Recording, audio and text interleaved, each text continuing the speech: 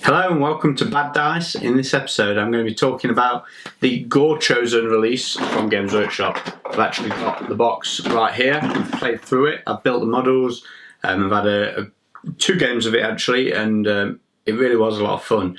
I've been sent the box a while ago and I've been planning my review, hoping to get my hands on it and play it and all the rest, and I've got to admit, I've not been massively blown away by the prospect of getting involved with it. Obviously it's a cool release, it's got models in there that are going to be very good, it's great value, but there's something about it just hadn't blown me away. And then I played the game and it went from being mildly interested to thinking that this could be one of the coolest releases Games Workshop have done in a long time. It's super quick, easy to play, real fun game. It's got some interesting quirks, it's got some really cool mechanics, and when you pile that on the fact that it's amazing value, it really is well worth picking up. So let's get into the details first. The main selling point for a lot of Age of Sigmar players, I think, would be the fact that it's got 4 Gorechosen champions in the kit. Now, Gorechosen the game is just champions of Khorne, the Bloodbound, who have all these rites and rituals where the most decorated heroes want to fight through each other, I suppose, on their way up to the top in the eyes of Khorne. And this is one of the rituals that they get involved with, where it's, you know, a battle to the death between 4 of the mightiest heroes. So you get in the box 4 different Bloodbound heroes. Now, Redarg Bloodfane, the Exalted Deathbringer, Kor Hammerskull, a Skull Grinder, Heldrax Gore-Touched, a Slaughter Priest, and Vexnar the Reaper, who's an aspiring Deathbringer. Now, all of these are individually available from Games Workshop for £18 each. So buying the box for 35 quid, you're getting a massive discount on these characters. So, you know, that works out at what? Quick maths, 8 quid each. Okay, I'm getting caught out of my terrible maths here. Yeah, not far off 8 quid each for these characters. So you're getting a massive discount, almost £10 off each model. Obviously, if you're a Bloodbound player, you might already have them. But if you're getting into the game and your mate's buying the start, you're buying the starter set with a mate, they're having the Stormcast, and you're picking up the Bloodbound, and then you pick up Gorechosen as well. You've got all the Bloodbound out of the starter kit, plus these 4 characters. That's a great army. It might be character heavy, might not be suitable for all the scenarios, but it's a really cool starting point. And the fantastic models as well, especially that Slaughter Priest is an amazing figure. You've seen a ton of the Golden Demon entries this year are based around that Slaughter Priest model. So just on value purpose, it's a really good set, and it's definitely something you should consider if you're playing Chaos or Bloodbound. Now, the box itself, as you can see from the back of the box, you get a full colour printed game board. This is double-sided as well, so on one side it's kind of a red design, and on the reverse it's a black design. This is kind of the arena pit where the battles take place. So yeah, there's 4 fighter reference cards, there's a ton of tokens to track the models in the game, different ways of working them. You get your dice, score sheets, things like that. So everything you need to play is in there except glue and paints to do the models. Now when we played overnight, I just assembled the models. It took me about probably 30 minutes to build all 4. I actually put them on the Shattered Dominion bases as well, so they look quite cool. I'm going to paint them to match the arena pit that you get in the Gorechosen box, and I think that'll work quite well. So although the Shattered Dominion bases are very Sigmar-y, I think if you paint them with gore in the crevices and black stone, it will really suit well. So the gameplay itself, the way it works is you get a laid out grid on your game board, and you place your models down, you take it in turns.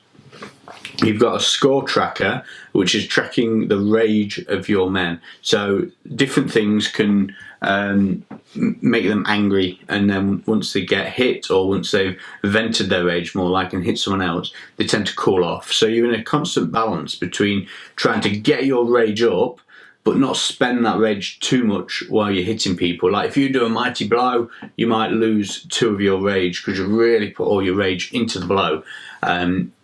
And not only does that kind of track how angry you are, it also tracks how many actions per turn each of your models can do. Now, if you've got 4 actions per turn, you can do 4 actions and you play 4 action cards. Now, if one of the other characters have only got 2 actions, then they're going to be stood there while you're hitting them 4 times, and they're only going to be able to retaliate twice. So there's definitely a degree of keeping your rage up so you're doing more activations, but also being able to do the more powerful actions and spend that rage. It's kind of a fine line to balance between resource management almost, of do you spend the rage to hit people, or do you keep your rage up so you're hitting them less hard but more often. So the first thing you do is draw your initiative cards, and they just tell you the order that each player is going to activate. You build a deck with them initiative cards, shuffle them, and then turn the top one over to see which player is going first. And then you can consult your hand of action cards. Each round, each player gets 5 action cards. On an action card, there tends to be 3 activations, one of them being a move, a second one being a strike, and a third being another ability. These are either out of sequence dodge and block moves, or there's some other things that let you maybe use a special ability. So then you play one of your action cards and you resolve it, and you move on to redrawing the initiative for the next player. So the way this works is, if you want to move, there'll be different types of move. You can say sprint forward and you move 3 spaces, but your facing is the same way, so you run in a straight line and you keep facing the way you've ran. Or you might be able to sidestep, which means not only do you have time to step to the side, but you can change facing as well. And there's lots of different combinations of that. So sometimes you might want to get across the board quickly and look back the way you came from. Now, there's a card that does that, but that's considered a flee, so that would actually cost you some of your rage. So while you're running away, you're cooling off a bit as well, and that's not what you want to do, because next round you're going to be less angry, less activations, and there's less stuff that you can do. So that's how you start moving. When you're in range to hit someone, and each of the 4 characters in the game have a different range, you can do a different kind of strike, and on your action cards it tells you what you can do, how many dice you roll, and any special abilities while you're doing it. So once you determine that you want to hit someone, you can check on your player card to see where your actual zones in front of your model are available to be hit. Now, there are 2 different types of zones generally. There's either a dark blue or a light blue icon on the card, showing that if they're right in front of you, you can swing your axe and hit them real hard, but if they're off to the side, you're swinging across yourself, you're not likely to be able to connect so hard. So you get 2 different profiles depending on where your opponent is when you're trying to attack him. And then different models. I think the Slaughter Priest has got a big axe which swings forward in a long way, but he doesn't go to the sides very much. The guy with the flail, I think he's the core hammer skull, the skull grinder. He's got flails and he swings that in a big loop, so everyone to the front of him is all in his sweet spot. He's always getting 2 squares ahead of him, hitting everything there really well. But when you're up close and you close with him, he doesn't hit you quite so good. So not only do you have to manage your rage, you also have to manage your board position quite well. Because if you find yourself out of position, not being able to attack anyone in front of you, and with an enemy who's got more activations than you and you're in their sweet spot, you can find yourself in a real mess. And I found this in the 2 games we played. In the first game, I was quickly outmaneuvered and killed, and in the second game it was quite the opposite.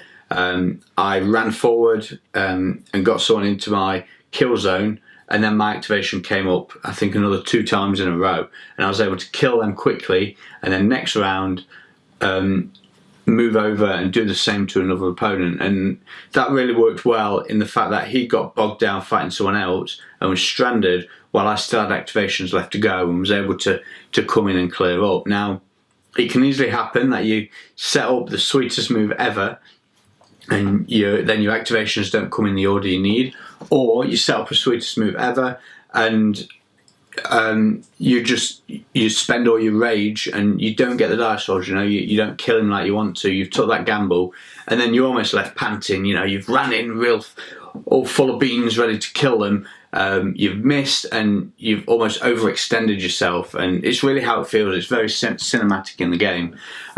So yeah, it's very quick gameplay.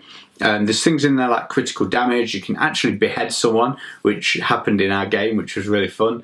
There's lots of quirks to the rules with the wound tracker. Wound tracker's quite interesting, quite infuriating as well. It's one of the few things I didn't like. You've got a chart of like 8 wounds in a row going down. Then each time you get to the bottom, you put a cover over the top space, so next time you've only got 7 wounds to count down. And it was just a bit fiddly, counting down, putting a marker on, counting down again, putting a marker on. But that's a small thing to complain about in the grand scheme of things.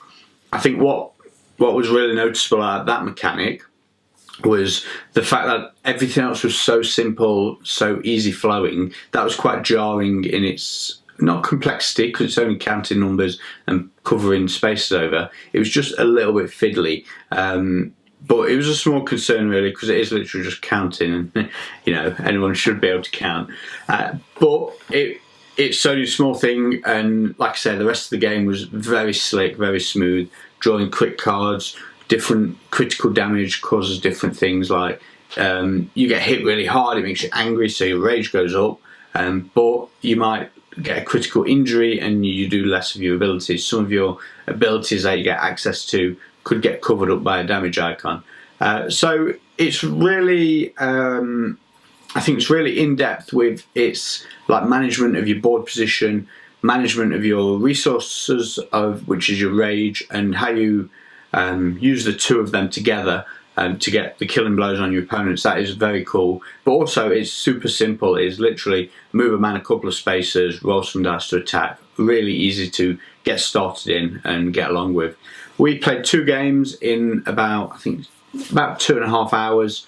That includes reading all the rules for the first time, chatting amongst friends because we've just turned up. I think we met at 8 o'clock and we've gone by 10:30, having played 2 games, had a chat, had a chill out, a few beers, a lot of fun, really nice evening. I think if you go to a games club, you play Warhammer, 2 tables finish early, they could easily play Gorechosen on the same night without having to worry about time. You know, it's that sort of game.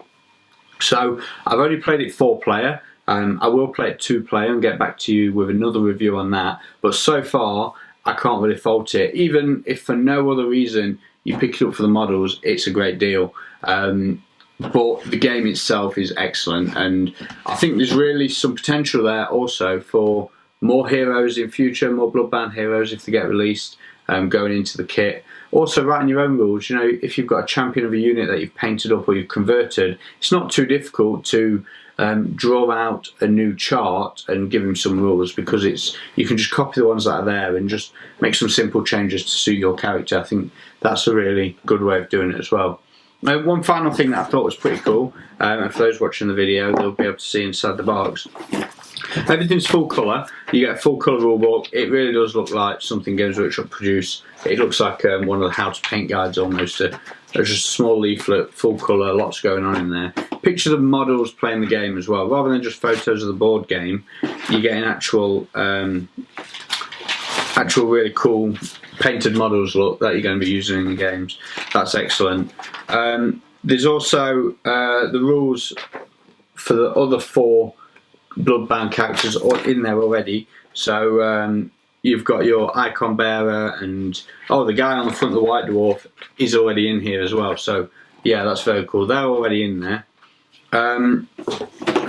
And then the thing I wanted to talk about a bit was the insert to the box. So the actual plastic insert to the game box has space to play the game. So you've got a place to pile your cards when you're storing everything, but you've also got a place where you've got a drawer and a discard pile for the different cards while you're playing the game, and a space for the 4 characters once they're built and painted to fit back in the box. So companies like Battle Foam, KR Multicase do things like Warhammer Quest and Talisman and anything like that that includes models. They've done an excellent job of doing foam inserts for the boxes. Now, you don't actually need one for this. Yes, your plastic will be rubbing on plastic while it's storing it, but I don't think you'll have any problems with chips or scratches. Especially, what I'm going to do is super quick paint job, get them on the table real quick. I'm not going to worry too much about a real high finish because they're board game pieces to me. Obviously, the next person along might have a Bloodbound army and want them as a gaming army piece. That's great, and you might want to store them in a different way. But for me, I'll be using them as board game models, and there's space for them in the box, which is fantastic. So overall, Gorechosen is getting a massive thumbs up from me. There's literally one thing I can fault about the whole game, and that's the fiddliness of the wound tracking, but that's a total non-issue in the grand scheme of things, and it was a lot of fun to play. It's such a bargain price. Go and have a look at something like this in your local board game store and see what sort of prices you can expect to pay for this sort of game, for this sort of quality. You're looking at 70, 80 pounds, and this at 35 is a bargain. If you get it from somewhere like Element Games, you can be getting as much as 20% off as well. So they've really knocked it out of the park with this one. I think Games Workshop have, and I think it'll be very popular. I expect to see a lot of people painting up Gorechosen characters over the next month or two. Okay, so that about wraps things up. I want you all to go to the Grand Alliance website and let me know if you've enjoyed this review. Also, if you've picked a copy of Gorechosen up, or you've got your Slaughter Priest from the new White Dwarf, let us know how you get on with the paint jobs. I think it'd be nice to maybe have a Bloodbound character painting contest on the forums. So keep an eye out for that. Head over to tga.community in the painting section, and we'll get something up there for seeing what people are doing with these Bloodbound characters. Okay guys, well thanks for watching and listening, and I'll see you on next week's episode, where we've actually already recorded, and myself, Mark and Steve get together to talk about the Age of Sigmar Open Day, Golden Demon, and just generally what we've been up to with recent events. We'll talk about Alliance a bit as well, and generally what's going on in the hobby around Age of Sigmar for us three. Okay guys, we'll see you next weekend. Thanks for watching.